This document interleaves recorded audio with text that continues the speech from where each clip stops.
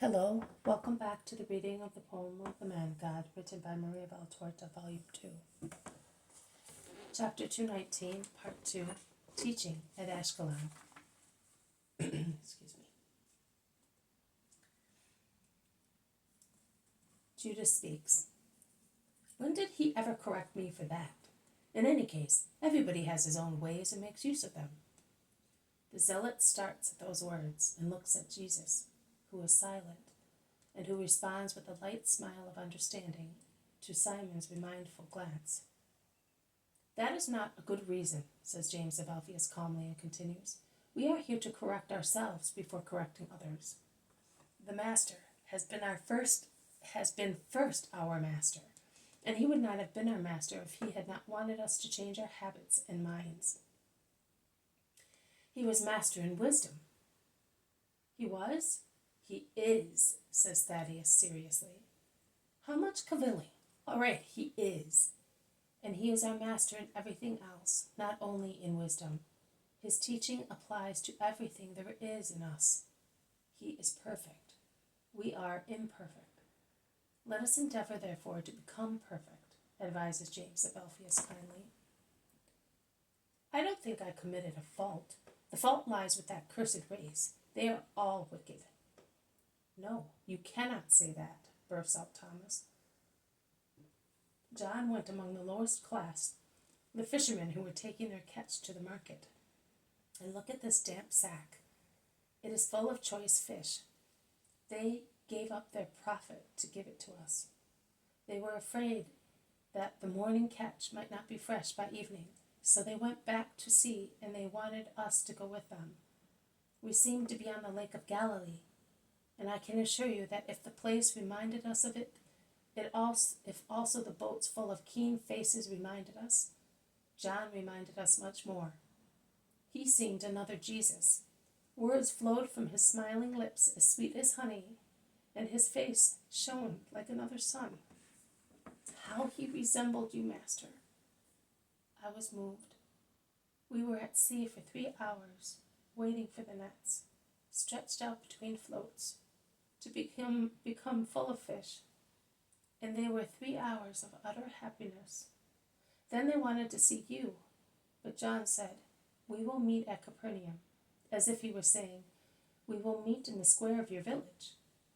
And yet they promised to come, and they took due note, and we had to argue not to be laden with too much fish. They gave us the best ones. Let us go and cook them. We shall have a feast this evening to make up for yesterday's fasting. But what did you say to them? Asks the Iscariot, who is disconcerted. Nothing special. I spoke of Jesus, replies John. But the way you can speak of him. Also, John quoted the prophets, but he turned them upside down, explains Thomas. Upside down? Asks the Iscariot, nonplussed. Yes. You extracted harshness from the prophets. He extracted sweetness, because after all, their severity is love, exclusive, violent love, if you wish so, but it is still love for souls, that they would like to be faithful to the Lord. I do not know whether you have ever considered that, as you were educated among the scribes. I have, although I am a goldsmith. Also, gold is hammered and melted in a crucible, to make it more beautiful, not out of hatred, but for love. That is how the prophets dealt with souls. I understand it, probably because I am a goldsmith. He quoted Zechariah's prophecy concerning Hadrach and Damascus, and when he came to the sentence,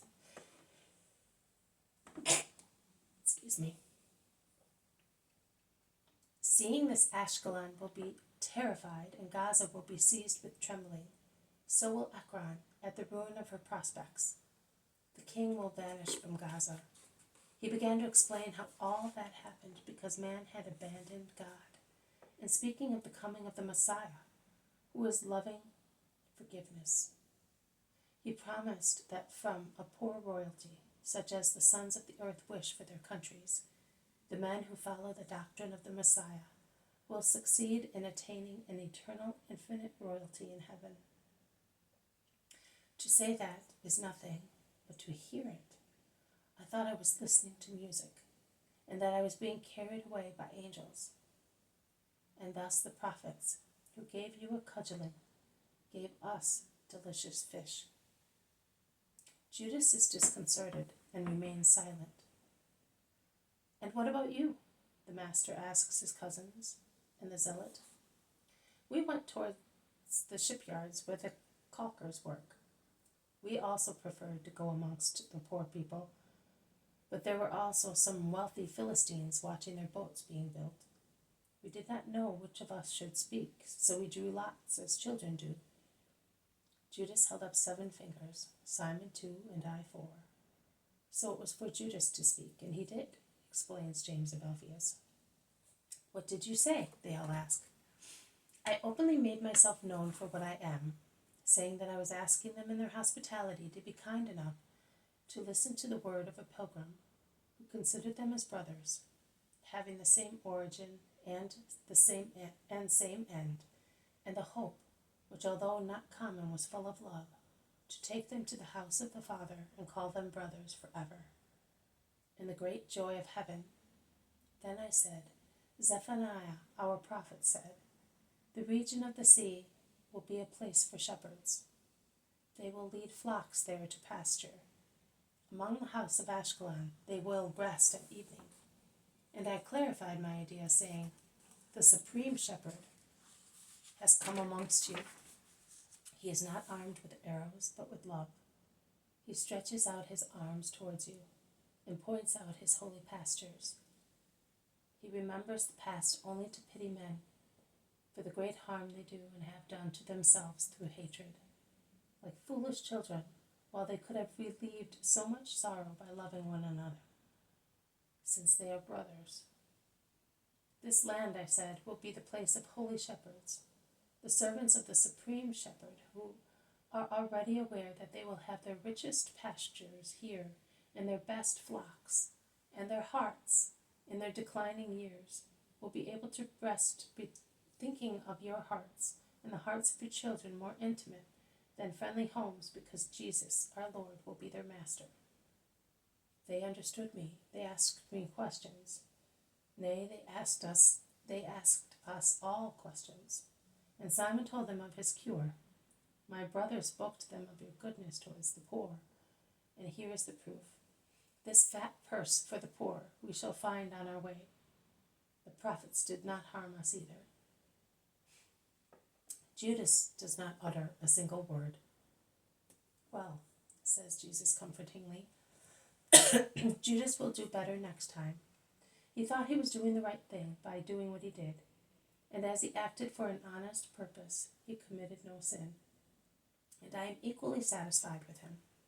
It is not easy to be an apostle, but one learns. I regret one thing only, that I did not have this money before, and that I did not meet you. I needed it for a miserable family. We can go back. It is still early. But excuse me, Master. How did you come across it? What did you do? Just nothing? Did you not evangelize? I walked by means of my silence. I said to a prostitute, abandon your sinful life. I met a boy, somewhat of a little rogue, and I evangelized him, and we exchanged gifts. I gave him the buckle which Mary Salome had put on my tunic at Bethany, and he gave me this work of his. And Jesus takes out from his tunic the caricatural puppet. They all look at it and laugh. Then I went to see some beautiful carpets, which a man makes in Ashkelon, to sell them in Egypt and elsewhere. And I comforted a little fatherless girl, and I cured her mother, and that is all. And you think that is little? Yes, because there was also the need of some money, but I had none. But let us go back. We did not upset anyone, says Thomas. And what about your fish? Says James of Zebedee jokingly. The fish? Well, you who are anathematized, go to the old man who is giving us hospitality and start preparing. We will go to town. Yes, says Jesus, but I will show you the house from a distance. There will be many people. I will not come, because they would keep me. I do not wish to offend our host who is waiting for us by declining his invitation. Rudeness is always against charity. The Iscariot lowers his head even more and becomes purple. Such is the change of his color, remembering how often he has committed that fault. Jesus resumes, "You will go into the house and look for the little girl. She is the only girl there, so you cannot be mistaken. You will give her this purse and say to her, 'God sends you this because you believed. It is for you, your mummy, and your little brothers, nothing else. And come back at once. Let us go.'" And the group breaks up as Jesus goes to town with John, Thomas and his cousins, whereas the others go towards the house of the Philistine market gardener.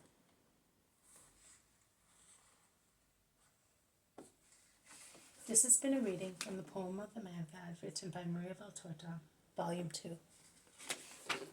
Chapter 219, Part 2, Teaching at Ashkelon.